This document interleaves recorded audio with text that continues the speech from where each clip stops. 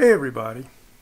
It's not unusual for millennials, the group from 18 to 34, or Gen Xers for that matter, the group from 35 to 50, to approach us baby boomers and say things like, "Man, I wish I were back there in the 60s.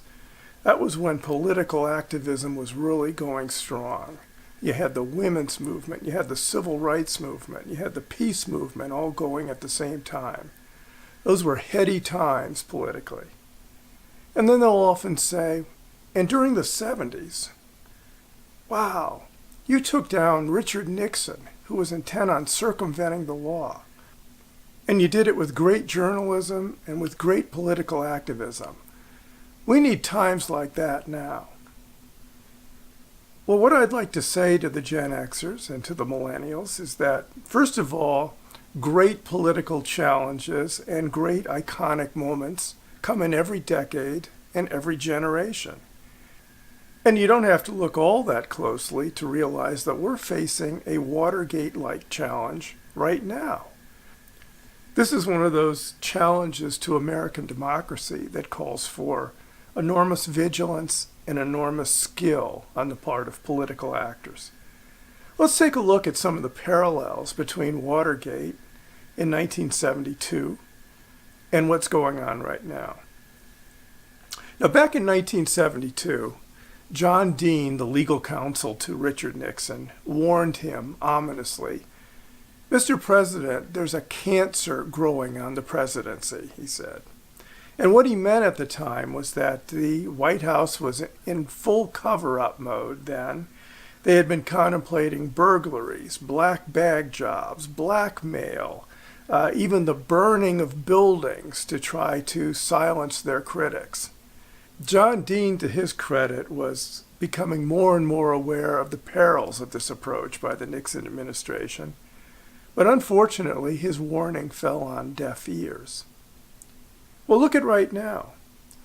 Back on January 26th, the acting Attorney General, Sally Yates, went to the legal counsel for Donald Trump, Doug McGahn, and said to him, essentially, "There's a cancer growing on the White House.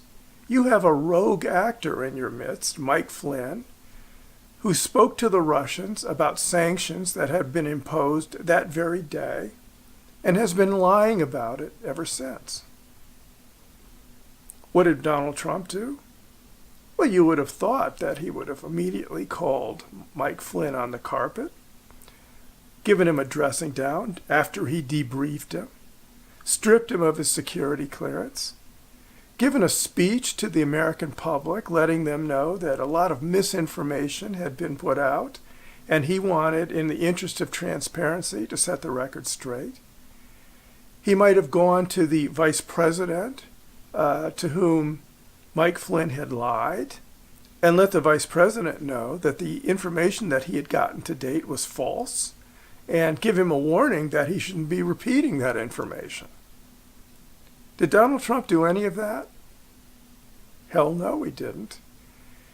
In another great phrase from Watergate, he left the vice president twisting in the wind. The vice president didn't find out that he was carrying around misinformation, disinformation, until it was reported in the Washington Post and CNN. Indeed, there's every evidence that Donald Trump emulated Richard Nixon back in 1972 and went into full cover-up mode. Circle the wagons. Let's get into a crouch. Maybe this thing will blow over and nobody will know about it. Donald Trump did nothing constructive about this issue until he was forced, by disclosures in the media, to take action. So by not notifying his vice president, creating the possibility that his vice president would do more interviews and put out more misinformation, Trump himself was perpetuating a lie. And let me say that when I say that Mike Pence, the vice president, was lied to, I'm being generous. I'm going to assume that the newspaper allegations are true, that Mike Flynn lied to Mike Pence. It's entirely possible that Mike Pence knew all along the true story and was simply out there as part of a widespread cover-up. So the news stories came out. Trump was finally forced to act. At this point, he needed to get rid of a tumor. And that tumor was Mike Flynn at this point. And so after a series of conflicting messages, statements of support for Flynn, statements of distance from Flynn, finally he parted company with Mike Flynn as his national security advisor. Now there's another phrase from Watergate that applies to this strategy. John Ehrlichman in 1972 invented the term modified limited hangout. That's when you put out as little information as you can afford to stay maybe one step ahead of the press and make it look like you're telling a full story, when in fact all you're doing is giving them a smidgen of information to try to make the problem go away. That's what Donald Trump did. They tried to limit the story to Mike Flynn.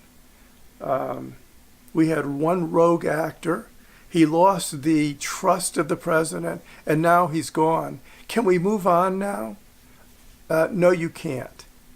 And one reason why you can't is that there are too many suspicious people like myself who believe that Donald Trump was knee-deep in a conspiracy to undermine the sanctions that Barack Obama had just placed that day. As I said in my last vlog, I believe that Donald Trump directed Mike Flynn to go speak to the Russians. You say, well, what proof do you have of that? Well, the proof that I have so far is circumstantial, and it goes like this.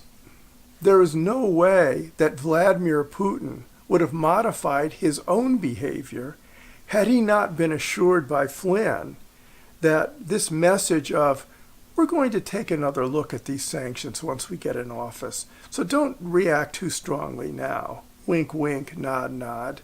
He would never have adopted this attitude of great generosity and forbearance if he didn't believe that that message was coming directly from Donald Trump. And I think once we see the transcripts and we see the nature of the assurances, I think it may be more convincing than ever. So having been caught in a combination of incompetence and malfeasance on the Flynn matter, how has the Trump administration dealt with it? What's their explanation? Well, they've come up with a unified strategy that they're trying to sell to their Republican brethren. Let's just blame it on leaks. The problem isn't that we're cozying up to an administration that bombed hospitals in Aleppo, that stole territory from the Ukraine, then rattling sabers at Georgia. The problem is there's some bad people in the intelligence industry that keep letting the newspapers know about it. It's these leakers. They're the problem. Well, that harkens back to another parallel between these times and Watergate. One of the great, heroic, iconic figures of Watergate was, of course, a leaker. We knew him then as Deep Throat.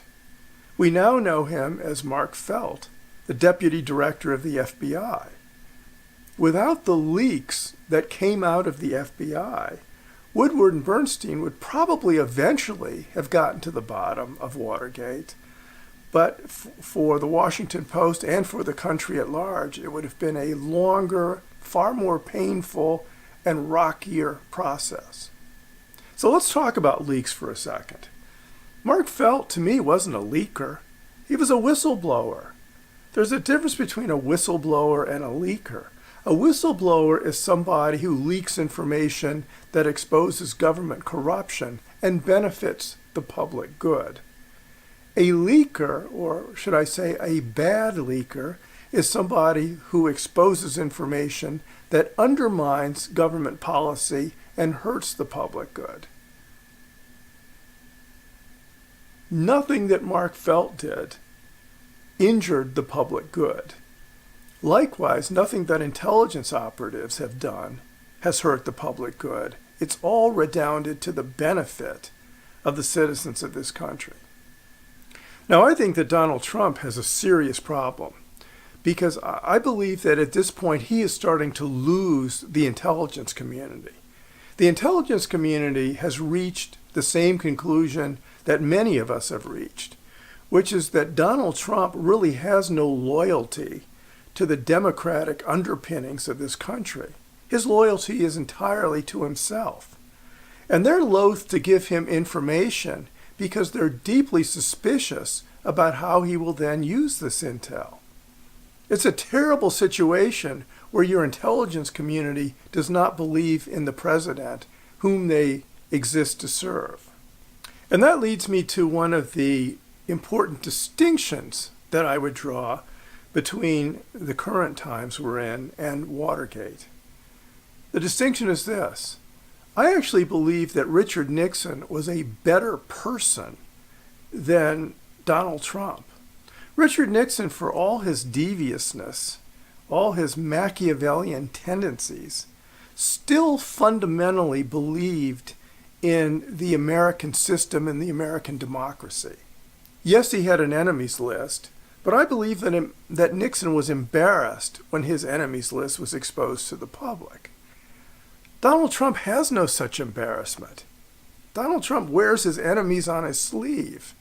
When one of his lackeys, Stephen Miller, came out the other day and was outraged that an unelected judge has rejected the policy of the President of the United States, it just betrayed such a fundamental lack of understanding of basic democratic principles. Yes, that's what judges are supposed to do. Unelected judges overturn policies that don't meet constitutional scrutiny.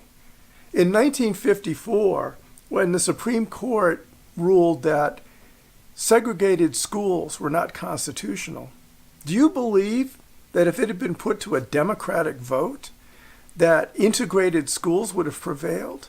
Hell no. It took unelected judges, apart from the political process, to make such a bold and honorable ruling. As another example, I've never believed that Trump really understood the enormity of the Russian hack into our political system. Trump's opinion is, well, I mean, what they found was true, right? They found John Podesta gossiping and saying bad things about people, and it helped me get elected. So that makes it okay, right? I mean, he has no ability to take a step back and take a principled look at what a deplorable act it is for a hostile country to affect our political process. That's completely lost on him. Needless to say, our political process cannot tolerate and cannot survive a president who really doesn't understand the very essence of democracy. So this is going to be one of those critical choice points for the American story. And I invite all the millennials and all the Gen Xers to get involved. Even if you didn't vote in the election in the first place and help Trump get elected, it's not too late to participate. I'm Jeff Rowan. Thanks for watching.